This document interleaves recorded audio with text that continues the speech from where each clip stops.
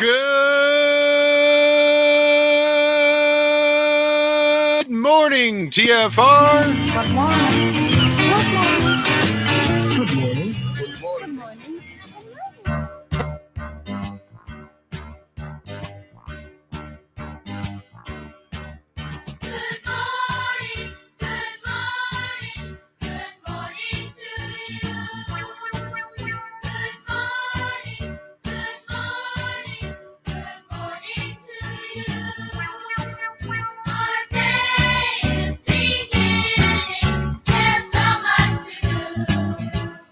Hi, this is Alan.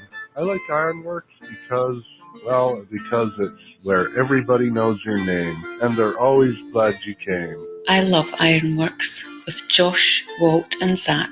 It's like sitting in your front room having a cosy chat with your best friends. Hi, it's Diva here, and I just want you to know that Ironworx with Josh, Walt and Zach, it's definitely my favourite dose of reality.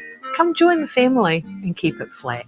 Why sleep in when you could get your dose of iron in the morning? Listen to the Ironworx on TFR. This is Enlightened Dawn. Roses are red, violets are blue. Iron Rail Media is the best on the plane. To this show, I will forever be true. You guys are truly the best, and I love you guys. I'm so thankful to have you in my life. Do you like listening to space letters from Never a Straight Answer? Then tune in to The Ironworx with Zach, Walter, and Josh. Break clear of the fear on the Ironworx and become an Iron Scout. Thank God it's Friday. It's Friday, my dudes. Well, it is Friday, my dudes, and a happy Friday to you all. My name is Josh Corey, and you have tuned in to the Ironworx on Truth Frequency Radio. I am joined this morning by three of my good friends and co-hosts, kicking it off with Mr. Zachary Zabala. You may know him as Good Times for All on YouTube. Zach, how is your week, sir? Hey, Josh. Hey, guys. Hello, everybody out there in TFR land. Not bad. Uneventful. Almost done with the other side of the cabinets. These are going a lot quicker. I got it down now. The whole, man, thank you so much, Lucas. That different roller made a world of difference. You're welcome. Yeah. Having the right tool for the job makes all the difference in the world. It really does. It's like having that car tool, that takes off the oil filter instead of sitting there and fighting and trying to get your hand in there and putting a belt on, all the crap that people try to do. When you have the right tool, it just comes right off. You can stick a screwdriver through it. You've seen that one? Yep. Yeah, get the hammer, just boom, twist it. Right through it, yep. But yeah, having the right tool for the job it really is. I mean, it's essential if you want it to be easy. So yeah, things are good. I'm still working on putting together the coils, stuff like that. Just thinking about it. Haven't done it yet. It's weird.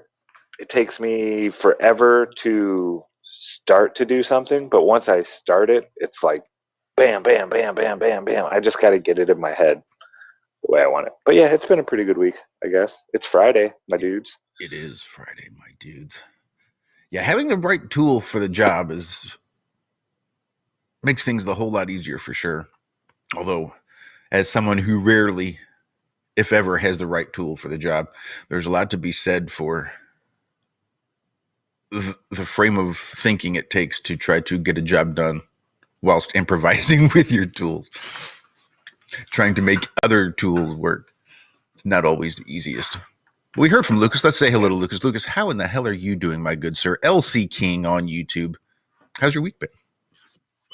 Hi, Josh. Hi, everyone. It's been pretty good. Just working in the garden. We've had a nice bit of rain today, which is beautiful. And just working on my music as well. So life's good, really. Not much more else I can say. So how late into the season is your garden going to be producing? Are you going to have tomatoes till, I don't know, March, April? It really depends. Like, the rate things are going, like, they'll probably last a long time, actually. it just depends how cold it gets, if we get any frosts or something like that. So it's play it by ear, really. But I'm already starting into the winter stuff, so I'll just change over and hopefully it doesn't get too cold this winter, and I can keep production going. But the critical thing for winter is really the greenhouse. We don't get as cold as you guys. We're lucky to go below 0, which is in Celsius. So it's just keeping that the frosts and things off it, and that's good as gold, really. That must be nice. Must be nice.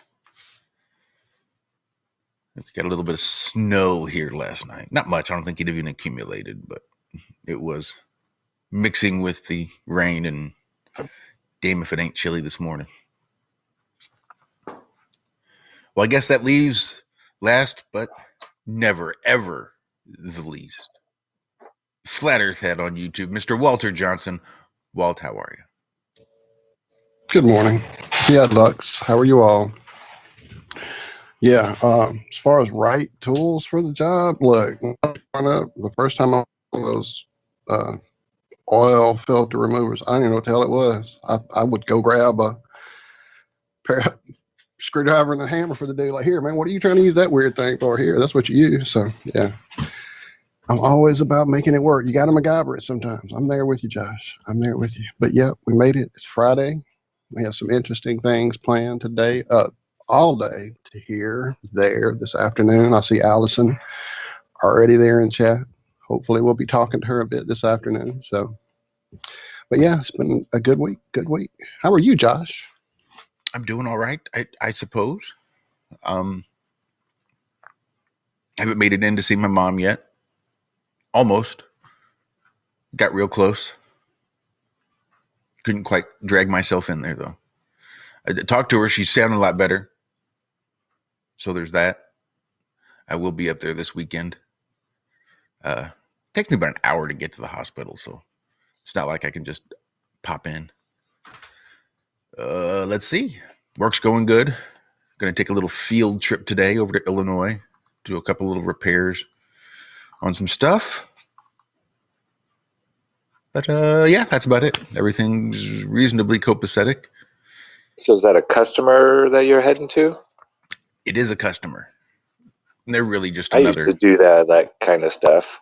Like we'd make a mistake or something and have to go fix it, and it was cheaper to send a person there than to send all the product back. Mm-hmm.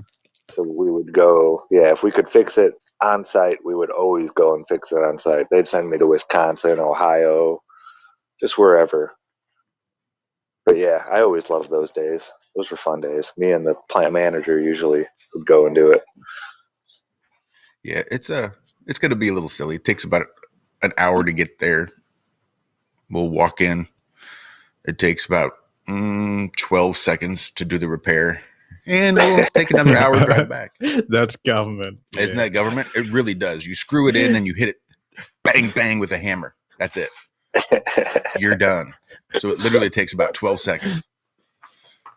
But you got to know the right hammer to use and how to hook up. It's all in training, dude. It's really technical training you get. So you can't get that on site. Well, this is government work, so we'll take an hour lunch. We'll charge it to the company. I mean, we'll make a day of it. You know, a joke they about used to do that at the. Oh, go.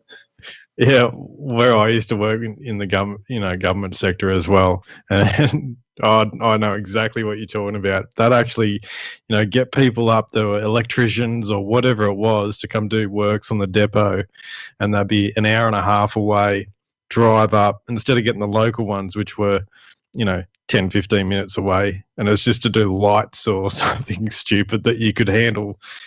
Most of us could do it ourselves anyway. So it's amazing how much money just churns through these government sectors and just it burns for nothing. Yep. I was talking to a guy at one of the Flat Earth conventions He was from an engineer at Los Alamos Air Force Base. And he was telling me they waste just, it's not like, 10 grand here, 10 grand there. It's like this machine costs $2 million. Yeah, get an extra one. Just go ahead and just order an extra one.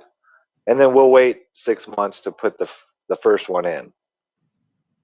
And it cost them like $10 million to wait. But they're like, they're only interested in spending as much money as they spent last year or more. He said that was their goal. It was not to save money. It wasn't to get the job done as quickly as possible. The administrators, their job is to spend more money. If you don't spend more money, then you don't get that same amount or more next year for your budget. That's how the government runs. It's set up to run backwards and cog everything up.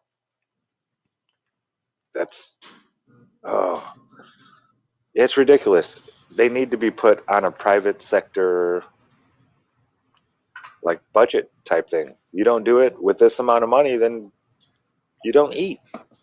That's how it works. Yeah, I think that's what a lot of people don't realize is, probably all of us here do, obviously, but for the general population, don't realize that the government actually works backwards to how you would operate it, monetary wise. So they think that everything's working the same as how you would operate your own business or your own home or something like that. But everything the government does is on credit.